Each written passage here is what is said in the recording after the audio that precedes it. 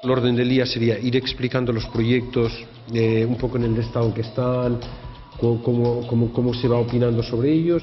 Y la segunda parte de la tarde, o bien volvemos a hacer otra sesión conjunta, o bien sirve para que haya este contacto más directo y silvane más el proyecto entre los que son de aquí, los de Murcia y los que venís de fuera, ¿no? Decidimos asociar como en un par un poco potente el concepto sostenibilidad y el concepto escalabilidad. Bueno, lo que planteábamos por el tiempo y los recursos que había era establecer 3 horizontes de calendario en el que esos conceptos se movilizaran en productos y para públicos diferentes. El primer horizonte de resultados que planteábamos tenía que ver con contar a los arquitectos cómo sus acciones o sus procedimientos de trabajo y sus recursos metodológicos pueden medirse como per se o pueden medirse por lo que producirían si se repitieran, se generalizaran o se expandiesen a otros contextos. Hay un segundo horizonte que tendría como público fundamental un público más o menos de ciudadanos menores y de edad con sus entornos familiares, una serie de casas de muñecas que tuvieran comportamientos ecológicos escalables. Acometer un tercer horizonte cuyos destinatarios fundamentales serían la industria y los ciudadanos. Es una cocina que elimina completamente los envoltorios industriales. Planteamos más un campo de trabajo en el cual pudiéramos hacer una serie de indagaciones, ¿no? Parecía atractivo esta idea de las energías del mar.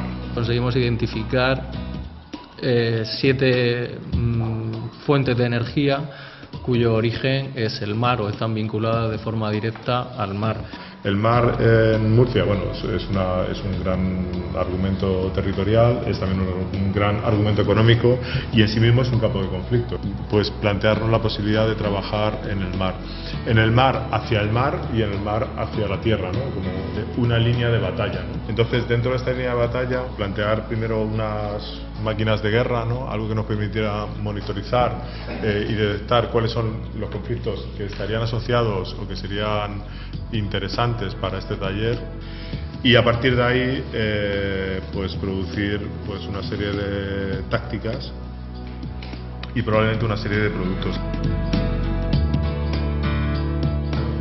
Nosotros pusimos un primer título que era Reconstruyendo sostenible la arquitecturalización social de la vejez, un poco terrible, pero que tiene que ver con por qué existe una palabra que se llama vejez y que moviliza determinadas políticas y cómo podemos trabajar en ese entorno en algo que podría ser un pacto regional intergeneracional. Pensamos que concentrarnos en deconstruir o en reconstruir esta inserción arquitectónica de la vejez permitirá también de alguna manera reconstruir la disciplina o encontrar formas de escarbar un poco y desarrollar herramientas que permitan que la disciplina pueda también beneficiarse de eso que ya está pasando en la arquitectura en detalle, ¿no? Esa especie de inserción a través de la base de la utilización de los dispositivos arquitectónicos de toda la cultura ecosistémica, ¿no? Insertarla también en la profesión. O sea que yo creo que es un trabajo que puede ser chulo en 2 direcciones. Por un lado, para mejorar ese contexto que se llama vejez en las políticas públicas, y por otro lado, para tener una práctica de qué implica realmente aplicar un pensamiento ecosistémico y qué reconstrucciones disciplinares conllevaría. La situación que nosotros queríamos como investigar es decrecer, es decir, reducir el confort, lo cual supone como un cambio de hábitos, ¿no?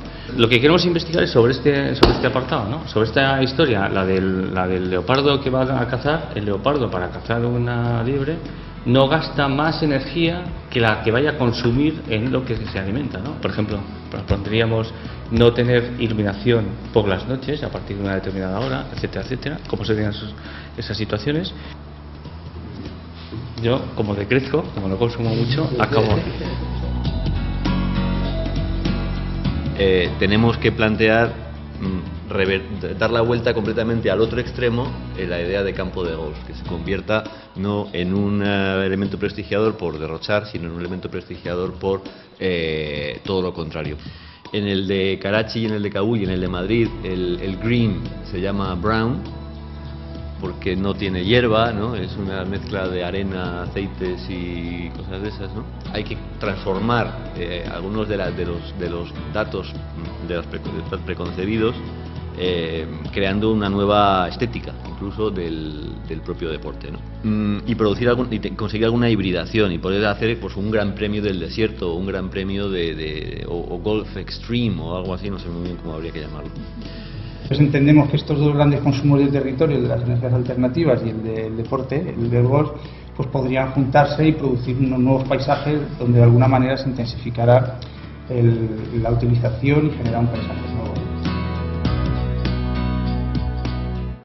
Y yo creo que el tema que está ocurriendo en la actualidad en España, especialmente en Francia y en otros lugares, tiene que ver con el mundo de los caballos y con los rides. Hay un señor que además es cantante, que se llama José Manuel Soto, que se ha inventado, pensó que quería organizar el ride más largo del mundo. Empiezan a haber hoteles hípicos, urbanizaciones hípicas, etcétera, pues puede ser, yo creo, un tema de interés. Utilizar los trazados históricos, toda la historia alrededor del Reino de Murcia, porque se trata como de añadir capas de valor al proyecto, ¿no?